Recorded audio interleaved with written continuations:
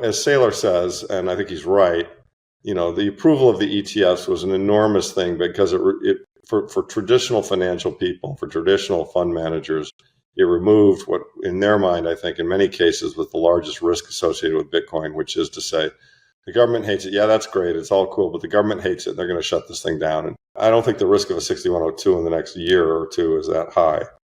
I think over time, everyone should start into the journey of getting into Bitcoin. And then once you begin to recognize these risks, you pretty quickly get to where I am, which is that you got to self-custody it. You don't want somebody else to hold it.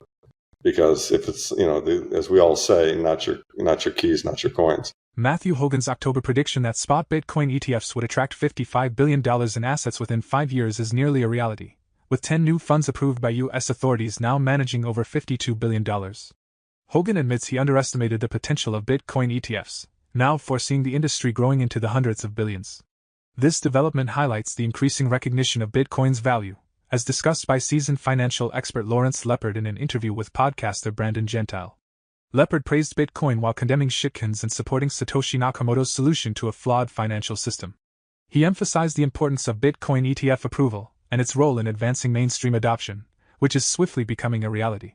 Lepard also pointed out that this approval offers fund managers regulatory clarity, enabling them to invest in Bitcoin without fear of government intervention. However, he suggested that the government may have approved these ETFs to exert more control, making Bitcoin investments easier to tax and monitor. Before we continue with the rest of the video, do check out daily 5-minute crypto newsletter with all the latest crypto and Bitcoin news. It's a fantastic analysis of on-chain crypto data and breakdowns, and the best part is it's absolutely free. They'll cover expert predictions, breakdowns of on-chain crypto data, and any breaking news you need to know, all in a nutshell. Click the first link in the description and enter your email to join over 50,000 others in becoming a better crypto investor right now. As Saylor says, and I think he's right, the approval of the ETFs was an enormous thing because for traditional financial people, for traditional fund managers, it removed what, in their mind, I think, in many cases, was the largest risk associated with Bitcoin, which is to say, the government hates it. Yeah, that's great. It's all cool, but the government hates it. And they're going to shut this thing down. And we can't, how can I buy something I know the government's going to shut down? Well, guess what? They didn't. And I have to say, honestly, I was very pleasantly surprised. I thought the ETFs were going to get delayed, not approved, etc. And I think what it maybe shows you is the power of a BlackRock and, all their money and all their lobbying. I mean, they realized they could make money on it and they pushed it through somehow. So here we are, we've got them. That's great. And that provides some regulatory clarity to a lot of fund managers, to a lot of people. Are kind of like, well, look, if the government hated it, why did they let the ETFs get created? And so to me, that's a real big change. And of course, we've seen the response in the price and the flows. We'll talk about that in a minute. And so I think in the short run, there's really, and the other thing is, keep in mind that what it does is it allows them to also have it within their box or within their system. And so there may have been, they may have been game theorying it and thinking, okay, all these people are buying it and self-custodying it, which Elizabeth Warren hates. And we can't see it when it's on somebody's Trezor. We don't know who the hell has what. I mean, we can KYC it and see where it came from, but as you know, it's kind of hard to keep track. And if we approve the ETF, at least we'll be able to see it and tax it. So better inside the fence than outside the fence. And so they, if you're being real conspiratorial, they think, well, let's get all these guys inside the fence. At least we can see them. But I certainly don't think they're going to flip flop anytime soon and go negative on Bitcoin. I think Elizabeth Warren, she wants to prevent all self-custody. I don't think she'll succeed at that. She might succeed, though, at causing all of us to have to report what we own. As you'll recall, we had to check a box on our taxes that said we've been dealing in crypto. Yeah. And it strikes me that this is very similar to when they made us report our Swiss bank accounts, that, they don't want people dodging taxes. So if you own it, they want you to report it. So I could actually see them doing some law like that. But so let's talk longer term, though, about 6102. I don't think today, it's going up, it's working, it's a good investment, et cetera, but it doesn't appear to most of them today to be an existential threat. I mean, you and I both know it is an existential threat and that eventually it's going to eat the entire fiat world and we're going to be denominating our lives in sats. Okay, we know that, but they don't know that yet. But they're going to learn that as they watch the prices go up. On the 6102, I think it's a very low probability in the next year or two because I think they've approved it and they're not going to, they couldn't flip on a dime like that. I think it becomes a higher probability when things are really falling apart. And you know, this is the leading canary in the coal mine, right? I mean, gold, they've managed to suppress that. So if this thing is going to the moon, you know, that's going to be scary for fiat people. And they, you know, when people are scared, backed into a corner, they do crazy stuff. So we'll have to see. And, you know, I don't argue against people who don't want to take the time to self-custody. Well, I think everybody should self-custody. Okay, that's, you know, point one. Mm-hmm. But, you know, I look at, you know, 80-year-olds who don't necessarily understand the technology, don't want to take the time to learn the technology, but they want to be exposed. Well, fine. If they want to buy the ETF, that's fine. I mean, I don't think, you know, I don't think the risk of a 6102 in the next year or two is that high. I think over time, everyone should start into the journey of getting into Bitcoin. And then once you begin to recognize these risks, you pretty quickly get to where I am, which is that you got to self-custody it. You don't want somebody else to hold it. Because if it's, you know, as we all say, not your keys, not your coins.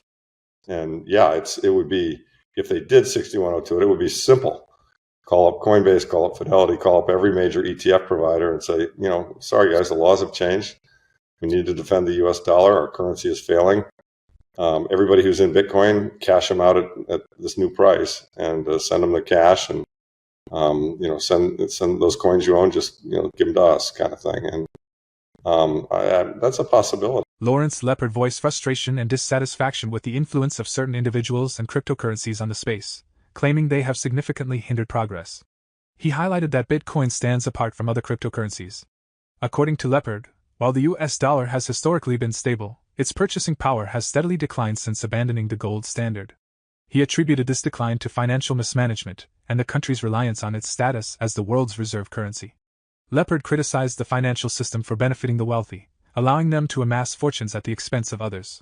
He praised Satoshi Nakamoto for creating Bitcoin as a solution to this issue and urged those who understand its value to spread the word, speeding up the transition to a better financial future. Let's return to the interview for more insights from Lawrence Lepard.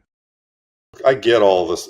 I get all the FUD, you know, and I also get, I mean, I think to me, it's tragic. I mean, it created a great opportunity for some really smart people to buy at 15,000, but I think it's tragic what Sam Bankman-Fried and all the shitcoins did to the space. I mean, I think they really set us back quite a bit because, you know, I mean, I have a lot of smart friends who are like, I'm not getting involved with that. There's a bunch of frauds in that area, you know. And I mean, I get it. I mean, if you're just looking at it cursorily, you know, I get it. You know, yeah, Sam Bankman-Fried was a master fraud. I mean, we all knew it. We were telling him. We were writing letters to the SEC saying, you're going to investigate this guy. This is bad shit. And as we all know, Bitcoin's not a shitcoin. You know, it's completely different than all those other coins. To somebody who's lazy or just hasn't taken the time to do the work, they could easily conclude that, you know, this is just another one of those. The U.S. has been an incredibly stable currency for a reasonably long period of time. Okay, we had hyperinflation in when the country was formed, when the Continental was overprinted. Yes. And by the way, that's why the Constitution got written, saying that only gold and silver could be money. And of course, we violated that, but that's a different story.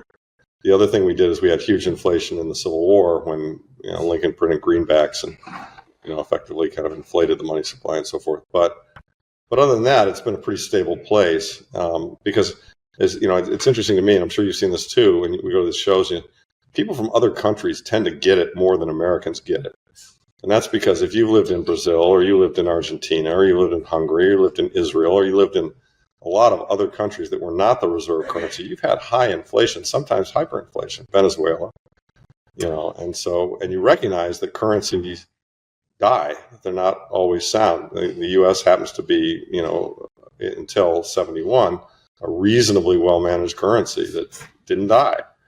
And since 71, it's been mismanaged, but because it was the world reserve currency and a lot of history behind it, we had all the guns and everything else, you know, it's the death process has taken some time, but it is dying. I mean, in terms of raw purchasing power, the dollar's lost 97% of its value since we went off the gold standard in 71.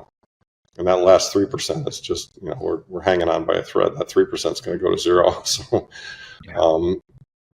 so I think it's kind of a recency bias. And the MMTers and Keynes, I mean, they got sold on the notion that growth is good and that bigger numbers are good. And let's face it, it is an actual natural human, you know, psychology philosophy to want to see number go up. We're not playing a fair game. We're playing a very unfair game, which is why, the average working stiff in this country, has to pay 20% on their credit card or something close to that, and yet Wall Street can borrow at the Fed funds rate, which now is 5.25%, but used to be 0.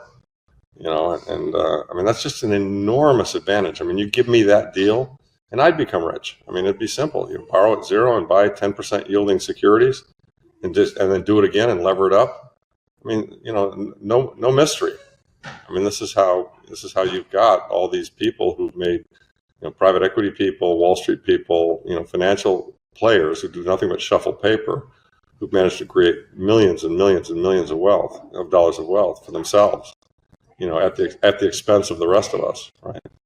So it's quite problematic. The beautiful thing is Satoshi saw it, solved this problem, and it's going to make all of our lives a lot better. And all we have to do is really sit back and watch it unfold. To the degree that we want to participate and make it go faster, as Saylor said in his speech at Bitcoin Atlantis, I highly recommend people to listen to that speech. I think it's one of his best ones. It's incumbent, ask not what Bitcoin can do for you, ask what you can do for Bitcoin. It's the job of those of us who understand it to communicate that to everybody who doesn't understand it. For a number of reasons. One, because they save themselves and help them out, but two, because it'll just push this transition along more quickly. And this transition is what will make the world a much better place on the other side. Lawrence Lepard emphasized that licensing Bitcoin ETFs is a major milestone, particularly for traditional financial professionals and fund managers, as it removes the primary risk associated with Bitcoin, the fear of government shutdown. He was surprised by the approval, expecting delays or rejection, but attributed it to the influence of powerful financial institutions like BlackRock, which stood to gain from it. However, the road to mainstream acceptance still faces challenges. Bitcoin's volatility and speculative nature have raised doubts about its role as a mainstream asset, with some comparing it to art or fine wine rather than traditional assets like gold or commodities. Despite these concerns, Morgan Stanley made a significant move in August, allowing its 15,000 financial advisors to actively recommend at least 2 of the new Bitcoin ETFs to their clients. Industry experts see this as a turning point, noting that understanding these products is now essential, with the bigger risk being inaction.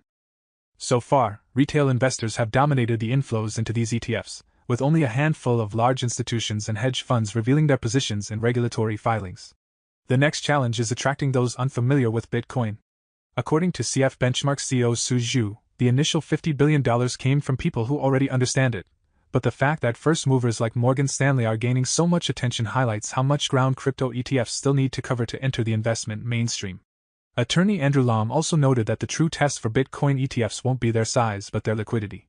Only when they become part of the standard investable universe will investors consider allocating to Bitcoin, marking a major shift in its acceptance. As we wrap up, do you think the approval of Bitcoin ETFs will drive increased mainstream adoption and investment, or will it lead to more regulation and control over the crypto space? Share your thoughts in the comments below. For more Daily Dose Crypto news, check out these 2 awesome videos on your screen. Click now and we will see you on the next video.